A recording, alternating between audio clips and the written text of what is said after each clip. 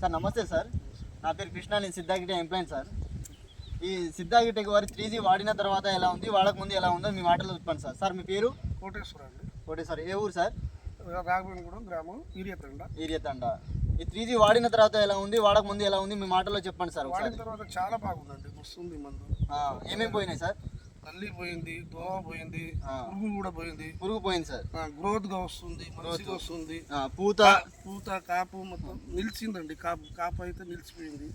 బాగుంది, కాయలు కూడా బాగుంది, తోట నీట్గా ఉంది, మస్తు ఉంది, మంచిగా ఉందండి.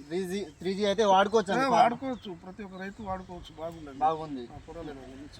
మీ ద్వారాగా 10 మందికి చెప్తారా సార్ మీరు? చెప్తామండి. రిజల్ట్ అయితే సూపర్ ఉంది, రిజల్ట్ మస్తు ఉంది, బాగుంది. తోట కూడా అది ఇప్పుడు కొట్టి నేను 5 రోజులు, మంచి రిజల్ట్ ఉంది. Okay sir. కాత పూత బాగా వచ్చింది? కాత పూత బాగా వచ్చింది, ఒక మచ్చ కూడా లేదు ఆకుకి. అంత ముందు లైట్ పురుగు మచ్చలు ఉండే, ఆ మచ్చలు కూడా పోయినాయి. ఇగురు బాగా వచ్చింది, మంచి గ్రోతింగ్ గా మస్తుంది తోట. Okay sir, thank you. చూస్తేనే కనబడుతుంది అండి. అదే ఓకే సార్, చూడండి సార్, చూడండి.